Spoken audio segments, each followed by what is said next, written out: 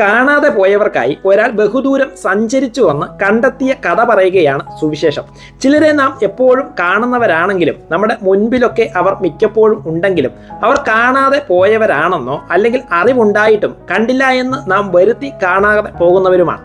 യേശു എങ്ങനെയുള്ളവനെന്ന് കാണാൻ വേണ്ടി മാത്രം കയറിയിരുന്നതാണ് സക്കായി. എന്നാൽ കാണാതെ പോയവരുടെ പട്ടികയിൽ അയാളും ഉണ്ടായിരുന്നു. ഒരു ലിസ്റ്റുമായിട്ടാണ് ഈ വഴിയെല്ലാം കർത്താവ് നടക്കുന്നത്. എരിഹോവിലൂടെയുള്ള യാത്ര ഈ ലിസ്റ്റിൽ ഉള്ളവൻ കാട്ടത്തിയുടെ മുകളിൽ ഉണ്ടെന്ന അറിവിനാൽ തന്നെയാണ്. അത്തിയുടെ കീഴിൽ പ്രാർത്ഥിച്ചുകൊണ്ടിരുന്ന ഫിലിപ്പോസ്, വെള്ളം കോരിക്കൊണ്ടിരുന്ന ശമര്യക്കാരത്തി, വെളുക്കുവോളം വല വീശി നിരാശ നിറഞ്ഞിരുന്ന ശീമോൻ, പള്ളിപ്രമാണിമാരാരും കാണാതെ ഇരുട്ടത്ത് തപ്പിത്തടഞ്ഞു വന്ന നിക്കോദിമോസ്, പട്ടികയിലുള്ള കണ്ടെത്തിയവരും അല്ലാത്തവരുടെയും നിര നീണ്ടുപോവുകയാണ്.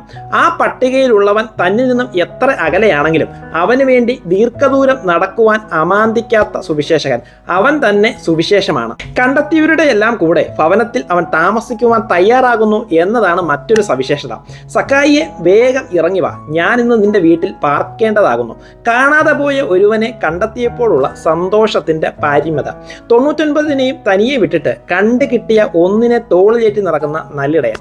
പിറുപിറുപ്പുകളെയെല്ലാം അവഗണിച്ചാണ് തോളിലേറ്റിയത്. എന്റെ വിചാരം അവനെയും കൊണ്ട് തിരിഞ്ഞു നടന്നെന്ന. എമ്മാവൂസിലേക്ക് പോയത് 2 ശിഷ്യന്മാരാണ്. പക്ഷെ അവരെ കണ്ടെത്താൻ യേശുവിന് 7 നാഴിക കൂടെ നടക്കേണ്ടി വന്നു. കാണാതെ പോയ ഒരാൾക്ക് വേണ്ടി ഏതറ്റം വരെ പോകുവാനും അവൻ മനസ്സ് കാണിച്ചു. 3.5 വർഷത്തെ പരസ്യ ശുശ്രൂഷ കാലയളവിൽ ഓരോ ദിവസം മാത്രമല്ല, ഓരോ മിനിറ്റുകളും വളരെ പ്രാധാന്യമേറിയതാണ്. വലിയ ഒരു ജനസമൂഹത്തെ അഭിസംബോധന ചെയ്ത് അവർക്ക് വേണ്ടി പ്രാർത്ഥിച്ച് അടുത്തടത്തേക്ക് ഓടുവാനായിരിക്കും നാം ഈ സാഹചര്യത്തിൽ മുതിരുക. എന്നാൽ ഓരോരുത്തരെയും കണ്ടെത്തുവാൻ കർത്താവ് സമയം തക്കത്തിൽ ഉപയോഗിച്ചു. യേശു സകലതും നന്നായി ചെയ്തു എന്നാണ് മർക്കോസിന്റെ റിപ്പോർട്ട്. 3.5 വർഷത്തെ കണ്ടെത്തലിന് ശേഷം കാണാതെ പോയവരുടെ ആ നീണ്ട ലിസ്റ്റ് നമ്മുടെ പക്കൽ ഏൽപ്പിച്ചു.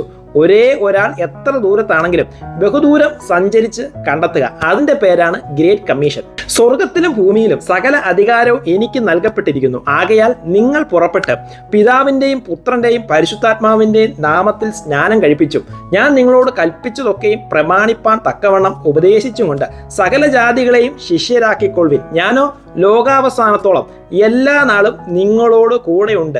എല്ലാവരും ഈ ലിസ്റ്റിലുള്ളവരല്ല എന്ന യാഥാർത്ഥ്യവും മറക്കേണ്ടതില്ല. എന്നാൽ ആരെയും ഒഴിവാക്കാനും നമുക്ക് അവകാശമില്ല. നാം തനിച്ചല്ല ഈ കണ്ടെത്തലിൽ എന്ന പ്രത്യേകതയുമുണ്ട് ഈ കണ്ടെത്തലിന്. ഈ കണ്ടെത്തലിന്റെ യാത്രയിൽ എന്തൊക്കെ ആവശ്യമായിട്ടുണ്ടോ അതെല്ലാം ലഭിക്കുമെന്നുള്ളത് ഉറപ്പുള്ളതാകും. മറ്റെല്ലാറ്റിനെയും അപ്രസക്തമാക്കി കാണാതെ പോയതിനെ തിരഞ്ഞു രക്ഷിപ്പാനാണ് മനുഷ്യപുത്രൻ വന്നത് എന്ന ഹൃദയമന്ത്രമാണ് കണ്ടെത്തുവാൻ പോകുന്നവർക്ക് ആവശ്യമായിരിക്കുന്നത്.